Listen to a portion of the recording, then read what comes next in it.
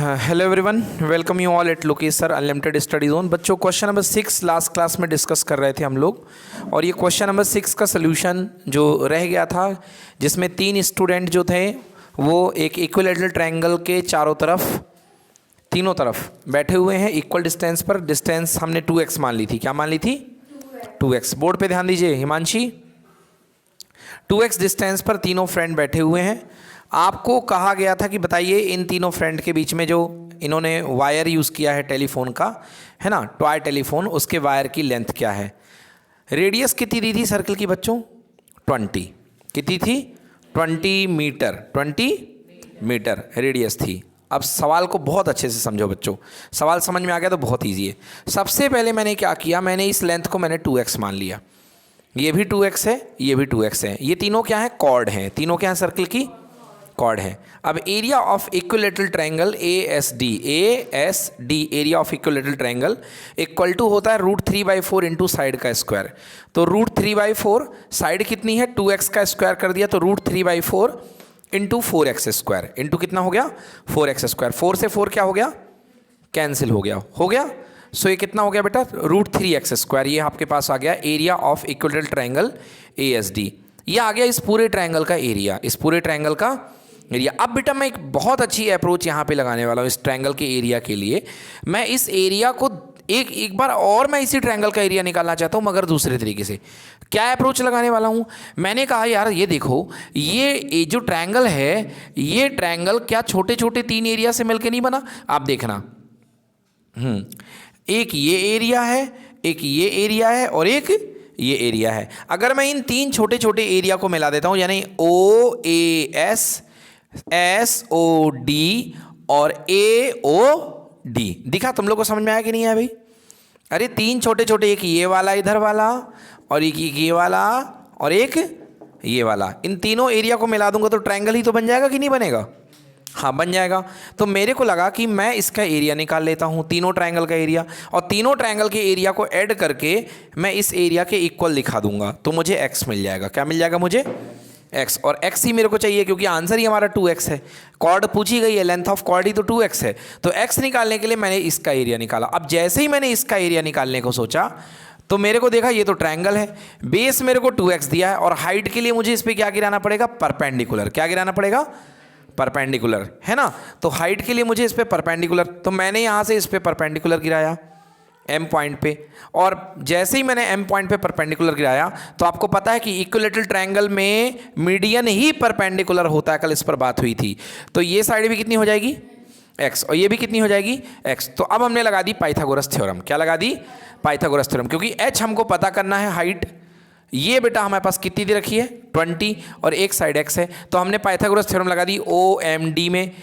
Base का square x का square plus perpendicular का स्क्वायर h का स्क्वायर इक्वल टू हाइपोटेनस का स्क्वायर 20 का स्क्वायर। तो यहाँ से h की वैल्यू √400 माइनस x स्क्वायर आ गई। देख लो, बोलो सही हो?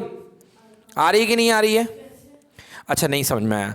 x square plus h square equal to 20 का स्क्वायर हो गया 400। 20 का स्क्वायर कितना हो गया? 400, ठीक है ना। 20 का स्क्वायर 400 हो गया। अब आपके पास में h square equal to 400 minus x square वहां चला जाएगा, 400 minus x square. Clear? Now h equal to square हटेगा तो रूट लग गया, तो √400 माइनस x स्क्वायर। बोलो क्लियर कि नॉट क्लियर? अब हमको निकालना है एरिया किसका? इस ट्रायंगल का, OSD का। तो ट्रायंगल का एरिया होता है half base into height, half base into height. तो हाफ बेस, बोलो इतना बड़ा बेस दिख रहा है, कितना? 2x है, 2x, और हाइट अभी निकली √400 माइनस x स्क्वायर। तो 2 से 2 क्या हो गया? कैंसिल, बच गया x √400 माइनस x स्क्वायर। ये बेटा एक ट्रायंगल का एरिया निकला है। कितने ट्रायंगल का? ऐसे कितने हैं? 3 हैं। ऐसे कितने हैं? 3। मतलब इसको छोड़ के 2 और साथ में टोटल 3। तो जब एक ट्रायंगल का एरिया इतना है तो 3 ट्रायंगल का एरिया 3 टाइम मल्टीप्लाई करूंगा कि नहीं करूंगा? तो 3 ट्रायंगल का एरिया इक्वल टू 3 ट्रायंगल का एरिया हो गया 3 into x into √400 minus x square. Clear? Clear हो गया।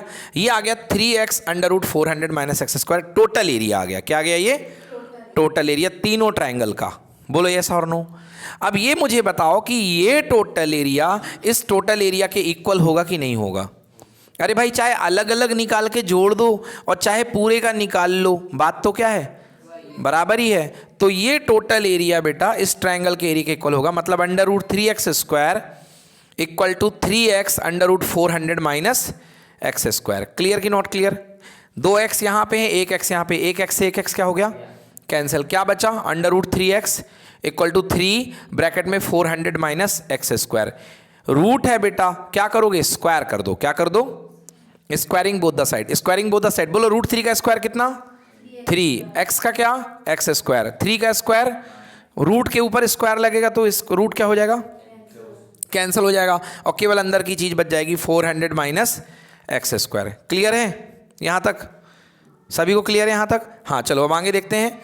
3x स्क्वायर, 9 का मल्टीप्लाई 400 के साथ 3600 माइनस 9x स्क्वायर। बेटा 9x स्क्वायर को यहाँ लेके आओ, माइनस है तो इधर आके प्लस हो जाएगा। 9 और 3 12, तो 12x स्क्वायर इक्वल टू कितना? 3600। तो x स्क्वायर इक्वल टू बेटा कितना हो जाएगा? 3600 डिवाइडेड बाई 12। 12 से कितने बार? 3 बार। तो एक्स स्क्वायर की वैल्यू कितनी आ गई? 300 आ गई। एक्स स्क्वायर की वैल्यू 300, तो x equal to under root 300। Under root 300। अरे भाई एक्स स्क्वायर की वैल्यू 300 है, तो बच्चों एक्स इक्वल टू कितना हो गया? Under root 300। और बच्चों 300 को लिख सकते हो 100 इंटू 3, लिख सकते हो कि नहीं लिख सकते हो? 100 का रूट कितना होता है? 10, और 3 का रूट क्या होता है? रूट 3। तो 10 रूट 3 आ गया। 10 रूट 3 क्या आया है? एक्स, यानी कि हाफ वैल्यू। तो टोटल वैल्यू कितनी होगी? 2x। 2x मतलब कितना? 2 इंटू 10 रूट 3 मतलब कितना? 20 रूट 3। क्लियर? और यही आंसर आ रहा है बिल्कुल सही, 20 रूट 3। रूट को सॉल्व करने की कोई ज़रूरत नहीं है। क्लियर हुआ? अब इसको नोट कर लीजिए।